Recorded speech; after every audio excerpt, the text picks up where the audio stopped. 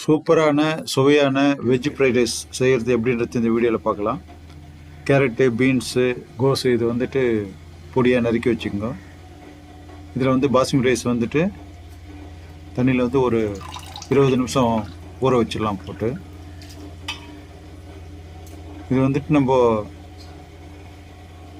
சாப்பாடு வந்துட்டு வடிச்சிடணும் இது. ஏன்னா குக்கரில் வச்சோம்னா ஒரு நல்லா இருக்காது.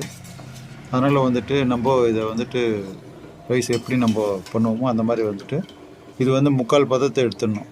நல்லா பாயிலாகவே இருக்கக்கூடாது. கொஞ்சம் முன்னாடியே நம்ம எடுத்துடணும் இது. இப்போ நம்ம சாப்பாடு வந்துட்டு நம்ம ரெடி பண்ண சொல்லவே கொஞ்சம் அதில் உப்பு கொஞ்சம் அந்த சாப்பாடுக்கு ஏற்ற மாதிரி உப்பு போட்டுடணும்.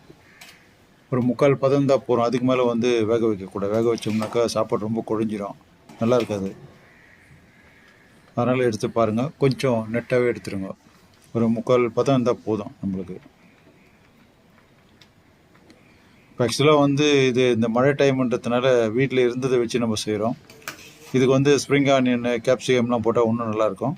நம்ம வீட்டில் இருந்ததை வச்சு நான் இது பண்ணுறது பார்த்துருக்குறோம். எப்பயுமே வந்துட்டு இருக்கிறத வச்சு டக்குன்னு செய்கிறதுக்கு ஒரு ரெசிப்பியாக இருக்கணும். இது பசங்களுக்கு வந்து ஸ்கூல் எடுத்து போகிறதுக்கு லஞ்ச் பாக்ஸுக்கு இது ரொம்ப ஈஸியாக இருக்கும். இப்போ இது வந்துட்டு சாப்பாடு வந்துட்டு ஒரு முக்கால் பதம் வந்துடுச்சு, வடிச்சாச்சு. இப்போ ஒரு பாத்திரத்தில் வந்து கொஞ்சம் நெய் போட்டு அதில் வந்து அந்த சாப்பாடை வந்துட்டு கொட்டிடுங்க. அதில் ஆற வச்சிடணும். உங்களுக்கு பிடிச்சிருக்குதுன்னா கொஞ்சம் கூட நெய் போடலாம், இல்லைன்னா அப்படியே சாதத்தை ஆற வச்சா கூட பரவாயில்ல. லேசாக கலரி விட்டுட்டு ஃபேன் காற்றுல வச்சுருங்க, கொஞ்சம் ஜில்லாகட்டும்.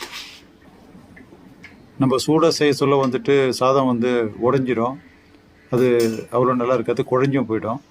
அதனால் வந்து கொஞ்சம் ஃபேன் காற்றுல ஆற வச்சிட்டிங்கனாக்கா இது மாதிரி நம்ம கலரை சொல்ல கொஞ்சம் நல்லா இருந்துடும். அது அப்படியே உதிரியாகவே இருக்கும் சாப்பாடு. குழஞ்சி வச்சுன்னா நல்லா இருக்காது இல்லையா? அதனால் கொஞ்சம் ஃபேன் காற்றுல ஆற வச்சுருங்க. அது இப்போ கடாய் வந்துட்டு அடுப்பில் வச்சிடலாம். இப்போது ஒரு 4 ஸ்பூன் அளவுக்கு எண்ணெய் அதில் போடலாம். இப்போ இதுக்கு காய்கறின்னு பார்த்தோம்னாக்கா கேரட்டு, பீன்ஸு, கோஸு, கேப்சிகம், ஸ்ப்ரிங் ஆனியன் இது எல்லாமே போட்டு பண்ணோன்னா சூப்பராக இருக்கும். இப்போ ஆக்சுவலாக நம்மக்கிட்ட இருந்தது வந்துட்டு கேரட்டு, பீன்ஸு, கோஸு இது மட்டும்தான். அதை வச்சுட்டு நம்ம பண்ணுறப்போ முதல்ல வந்து பூண்டை வந்து நறுக்கி வச்சுருக்கிற பூண்டை போடுங்க. இது லேசாக வதக்குங்க. அதுக்கு அடுத்தது அந்த வெங்காயம் நறுக்கி வச்சுக்கிற வெங்காயம் அதுவும் பொடியாக நறுக்கி வச்சுருங்க. இப்போ இந்த வெங்காயம் வந்து ப்ரௌனாக வறுக்கக்கூடாது. இது வந்து லேசாக கண்ணாடி பதம் இருந்தால் போதும். அப்போ தான் வந்துட்டு இது நல்லாயிருக்கும். இது ரொம்ப வறுத்துட்டோம்னாக்கா அந்த ப்ரௌனிஷாக ஆயிடுச்சுனாக்கா நல்லா இருக்காது. அதனால் லேசான அளவுக்கு அந்த கண்ணாடி பதம் வந்தால் போதும். அப்படின்னா லைட்டாக அந்த ப்ரௌன் வரத்துக்கு முன்னாடி இப்போ இதில் வந்து உப்பு போடணுன்னாக்கா இப்போ இந்த காய்கறிக்கு எவ்வளோ தேவையோ அந்த உப்பு தான் போடணும். நம்ம இதுக்கும் ஒரு 1/2 ஸ்பூனு 3/4 ஸ்பூனு உப்பு போட்டால் போதும். ஏன்னா இந்த காய்கறிக்கு வந்து அவ்வளோதான் நம்மளுக்கு தேவை. ஏன்னா சாதத்துக்கு ஏற்கனவே நம்ம போட்டாச்சு. இப்போ பாருங்கள், கண்ணாடி பதம் வந்துடுச்சு. இப்போது ரொம்ப ப்ரௌனிஷாக போட்டோம்னாக்கா நம்ம சாப்பிட சொல்ல வந்துட்டு அது தனியாக தெரியும். அது மிதமான தீயில வந்துட்டு லேசாக வதக்கிக்கிட்டே இருக்கும். இல்லைன்னா ரொம்ப அப்படியே கருக்குன மாதிரி ஆகிடும். இல்லை சுற்றி வந்துட்டு அப்படியே ஒரு லேயர் வந்து கருக்குன மாதிரி ஆகிடும். அதனால் லேசாக அப்படி ஒரு மிதமான தீ தான் இருக்கணும். இந்த மாதிரி லேசாக வதக்கிக்கிட்டே இருக்கும். இந்த முக்கால் பங்கு வெந்ததுக்கப்புறமா காய்கறிலாம் அதில் நம்ம போட்டுடலாம். இப்போ கிட்ட ஓரளவுக்கு வதங்கிடுச்சு. இப்போது பாருங்கள், எடுத்து பாருங்கள். அப்படி இப்போது வதங்கின வரைக்கும் போதும். இப்போ நம்ம காய்கறிலாம் வந்துட்டு நம்ம அதில் போட பார்த்துடலாம். போதும் இந்த அளவுக்கு. இப்போது இந்த காய்கறி வதக்கி வச்சு கட் பண்ணி வச்சுக்கிற காய்கறி எல்லாத்தையும் அதில் போட்டு இப்போது வரட்டுங்க. அதிகமாக வேக விடக்கூடாது. எல்லாருமே வந்து ஒரு முக்கால் பதத்தில் தான் வச்சுருக்கணும். நம்ம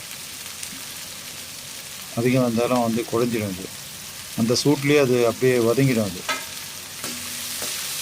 இது மாதிரி நல்லா வந்துட்டு இந்த எண்ணெய் வந்துட்டு எல்லாத்துலேயும் படுற அளவுக்கு அப்படியே ஃபுல்லாக பரட்டுங்க. அதை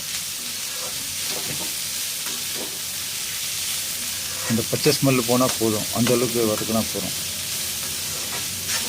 இப்போ இது ஃபுல்லாக வந்து இதுமாதிரி ஃபுல்லாக அந்த ஆயில் வந்துட்டு எல்லாம் அந்த வெஜிடபிளில் போடுற மாதிரி ஃபுல்லாக அது மாதிரி வதக்கி போட்டுருங்க.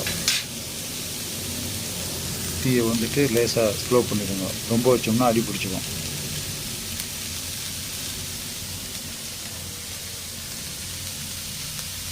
லேசான தீ இருந்தால் போதும், அதுக்கு மேலே தீ வைக்க தேவையில்லை. இது வதங்குற வரைக்கும் கொஞ்சம் வெயிட் பண்ணோம். இப்போ கலரிட்டே இருந்தோம்னா இந்த மாதிரி வதங்கிடுச்சு. இப்போது இதுவும் 3/4 பதத்துக்கு இருந்தால் போதும், ரொம்ப வேக வைக்க வேணாம் இது. இப்போ இது வந்து வதங்கிடுச்சு பாருங்க, அந்த அளவுக்கு இருந்தால் போதும்.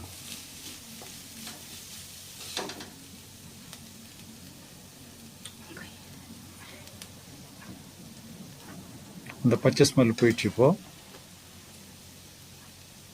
இப்போ இதில் வந்து நம்ம ஏற்கனவே செஞ்சு வச்சுக்கிற ரைஸ் எடுத்து அதில் போடலாம். நம்ம இப்போது அந்த சாப்பாடு வந்து நல்லா ஜில்லாயிடுச்சு கொஞ்சம்.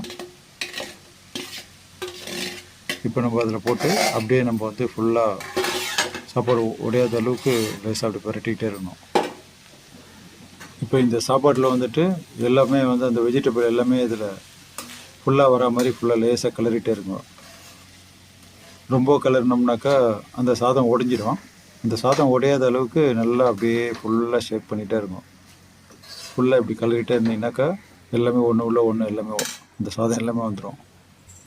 இப்போ இதில் வந்துட்டு மிளகுத்தூள் வந்து நம்மளுக்கு எவ்வளோ தேவையோ அந்தளவுக்கு போடுங்க. மிளகுத்தூள் கொஞ்சம் காரம் கொஞ்சம் வேணும்னு சொன்னால், ஏன்னா இதில் வந்து மிளகாத்தூள் எதுவுமே கிடையாது, இப்போ நம்ம போடுறது தான் காரம்.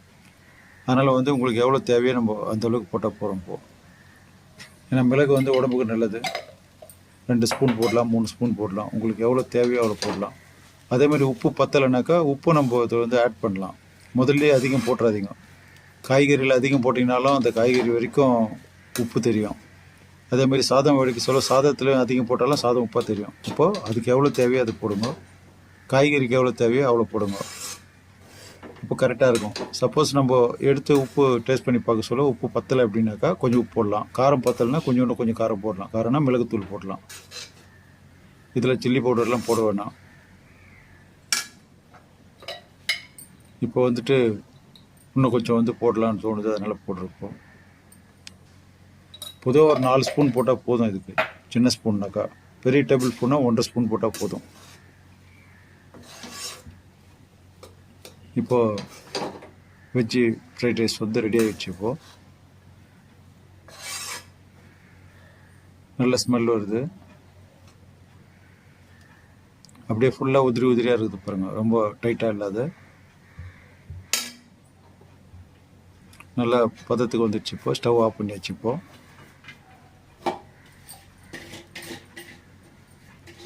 நீங்கள் எவ்வளோ கலரி கரெக்டாக வைக்கிறீங்களோ அந்த அளவுக்கு உதிரியாக இருக்கும். ரொம்ப போட்டு கலர்னோம்னாக்கா ஃபுல்லாக சாப்பாடெல்லாம் உடஞ்சிரும். இப்போ கொஞ்சம் டேஸ்ட் பண்ணி பார்த்துடலாம். இப்போது நம்ம உப்பு போட சொல்ல வந்து கொஞ்சம் கம்மியாகவே இருக்கணும். அப்போ தான் வந்துட்டு நம்ம டேஸ்ட் பண்ணி பார்த்தாக்கா தெரியும் நம்மளுக்கு உப்பு இருக்குதுன்னா. இல்லைன்னாக்கா கொஞ்சம் போட்டுக்கலாம், ஆனால் ஜாஸ்தி ஆயிடுச்சுனாக்கா ரொம்ப கஷ்டமாயிடும். இப்போ உப்பு கொஞ்சம் பத்தலை, இன்னும் கொஞ்சம் நம்ம உப்பு கொஞ்சம் போட்டுடலாம். இதில் தேவைக்கிற மாதிரி கொஞ்சம் நம்ம ஆட் பண்ணிக்கலாம். ஏன்னா ஒரே முட்டை போட்டோம்னா பத்தாது. ஏன்னா காய்கறி இதில் கம்மி இருக்குது. சாதத்தில் வந்து காய்கறி ஜாஸ்தி இருக்குதுனாக்கா உப்பு இழுத்துக்கும். இல்லைன்னா என்ன ஒன்று கேட்டிங்கனாக்கா அந்த உப்பு நம்மளுக்கு அப்படியே தெரியும். இப்போ காரமும் கொஞ்சம் கம்மியாக இருக்குது, இன்னும் கொஞ்சம் மிளகுத்தூள் இன்னும் கொஞ்சம் போட்டு வரோம். ஏன்னா முதல்ல நம்ம போட்டுட்டோம்னாக்கா காரம் இருந்தாலும் குறைக்க முடியாது, உப்பு இருந்தாலும் குறைக்க முடியாது. ஏதாச்சும் குழம்பு இருக்குதுனாக்கா அது ஏதாச்சும் அட்ஜஸ்ட் பண்ணலாம், ஆனால் இதில் பண்ண முடியாது. அதனால் கொஞ்சமாக போட்டு நம்ம இதை ரெடி பண்ணுறது நல்லாயிருக்கும்.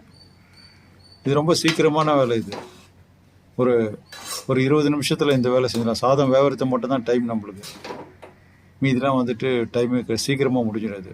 காலையில் சீக்கிரம் பண்ணால் இந்த ஃப்ரைட் ரைஸ் பண்ணி அனுப்பிச்சிடலாம். இல்லை சாயந்தரம் வந்து ஸ்நாக்ஸ் மாதிரி தேவைன்னு சொன்னாலும் அது மாதிரி அவங்க பண்ணி கொடுக்கலாம் குழந்தைங்களுக்கு.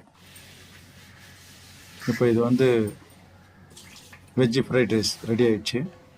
நீங்களும் செஞ்சு பாருங்கள், செஞ்சுட்டு நீங்கள் கமெண்ட்டில் சொல்லுங்கள். இப்போ இது வந்துட்டு ஒரு பவுலில் வந்து நம்ம எடுத்துடலாம். இப்போது வெஜ்ஜி ஃப்ரைட் ரைஸ் ஒரு 20 நிமிஷத்தில் வந்துட்டு இதை நம்ம செஞ்சு முடிக்கலாம். ரொம்ப ஈஸியானது. நன்றி, வணக்கம்.